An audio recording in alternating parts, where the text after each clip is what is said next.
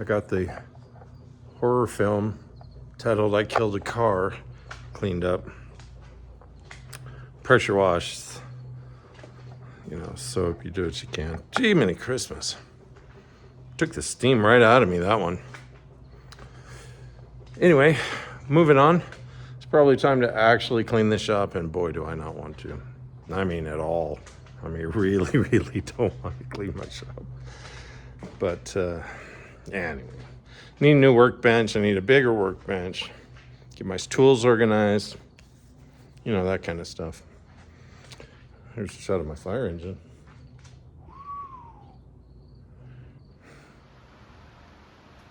I don't want to talk about it.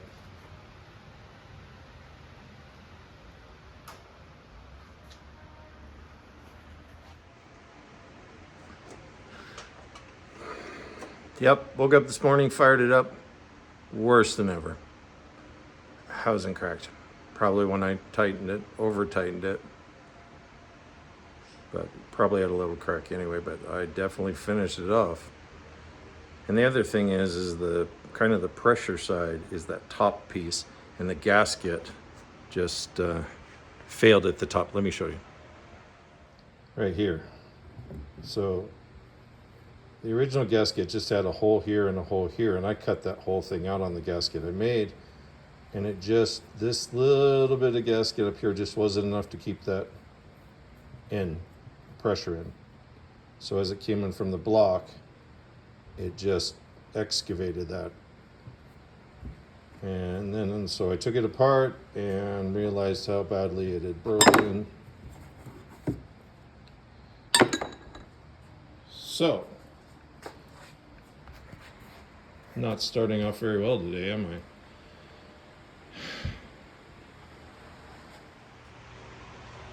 I? Cleaned the floor, power washed everything, got everything kind of decent. Yeah, you might be able to see. Ow. Hey, better. Can't win. Can't win. I'm really not this bad. Oh, shoot. I mean, I built that thing from pieces, so we'll make it right. We'll make it right. But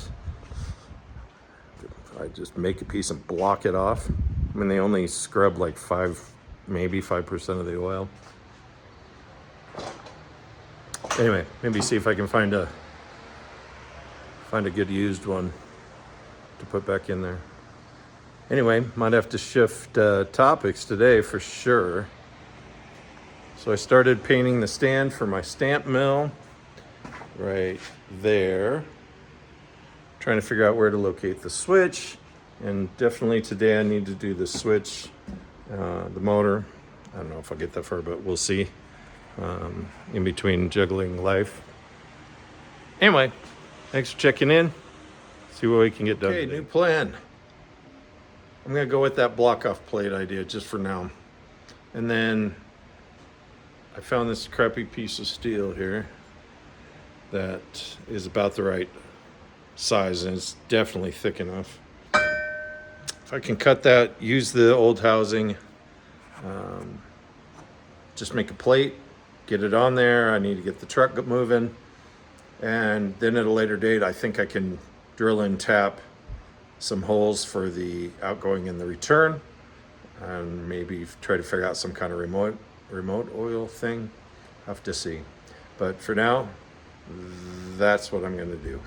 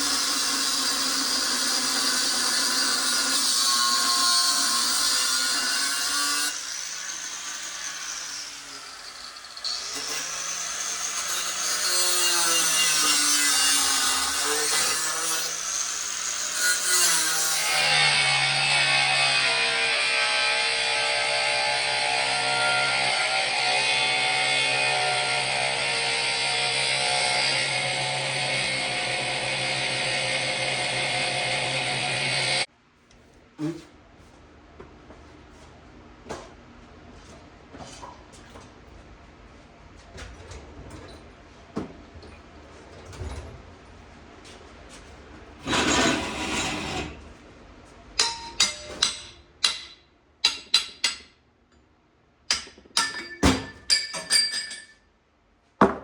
hot.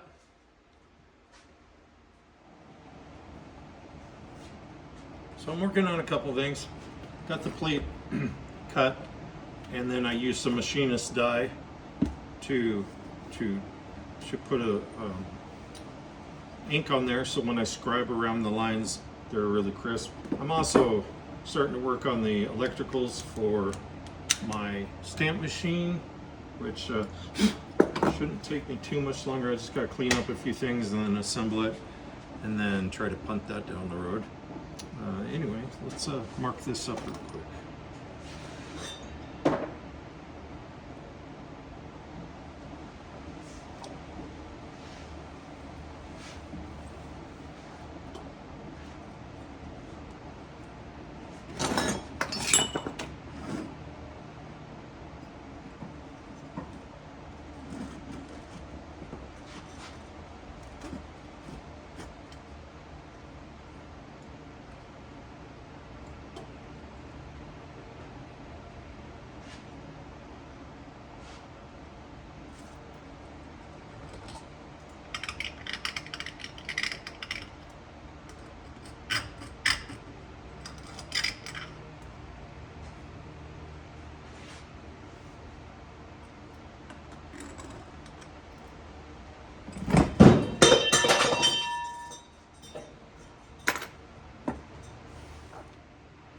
Alright, I can kind of see it. Probably put too much dye on there.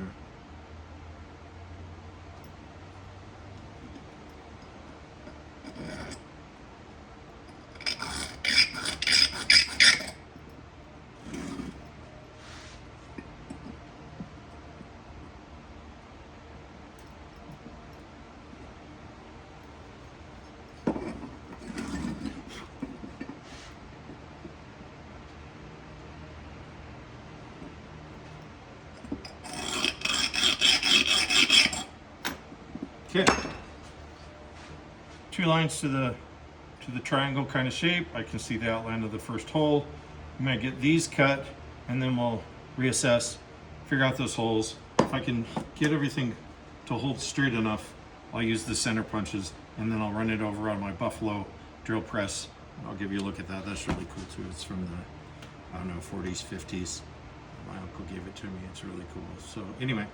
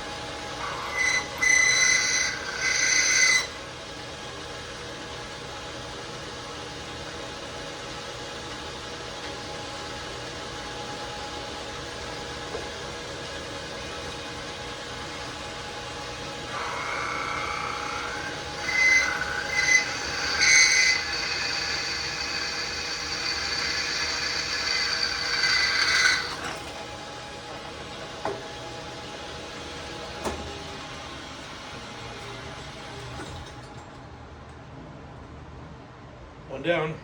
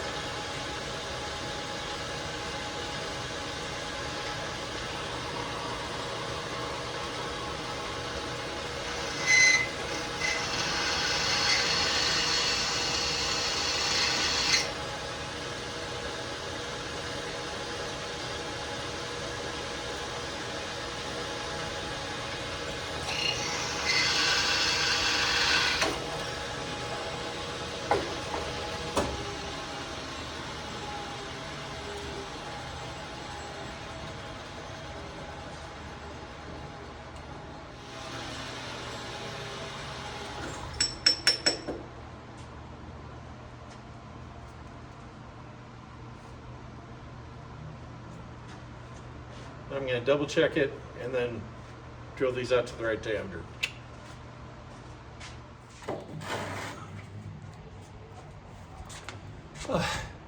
Quick recap.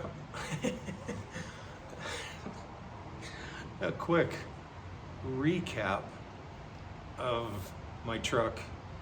I finished making that plate. It's bolted in. I made a gasket. It's still going together. And if you're thinking he didn't think this through, I've actually known for a long time that a lot of the early hot rodders, especially with the V8 flathead Fords, wouldn't use an oil filter. And if you were looking and paying attention, you saw that there's two ports on the top that feed into a channel that go up in the filter, and then it comes down into the oil pan. If you're thinking one was kind of the pressure side and one was a return in case the pressure got too big, that's not true. I fired it up to double check, and both of those are part of the oil pump assembly and just push oil out, so it doesn't need to lube or anything like that. So it's totally sealed off. I'll have to change the oil a little more often, but it was better than spilling tons and tons of oil all over the floor. I couldn't find another housing with the correct pattern, although I believe it's the same as, because this is a 254 cubic inch Flathead 6 that they put in these bigger trucks, but it should be the same housing as the 223 inline 6 that they put in cars. So I will find one, and I didn't want to wait. I really do need to get this moving around. So it's all siliconed up. I gotta read the directions, see how long that takes to cure, and then I'm done with that. And I can show you what I've been doing on the stamp mill, but let me show you this plate first.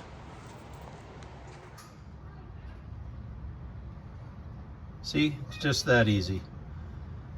So just with some scrap steel and a wheel of death, some bolts, washers, silicone, and a good chunk of my day. Hopefully that resolves everything. Now I just need to check the oil, top her off. I did clean the breather, because a lot of these old ones, they get really full of debris and they don't actually breathe, and then you can pop the dipstick up with the crankcase pressure. So this one I actually soaked in my ultrasonic cleaner, and whatever material they stuff in the top of these, it looks like a Brillo pad. I thought it was like a metal thing, but it was some kind of organic matter.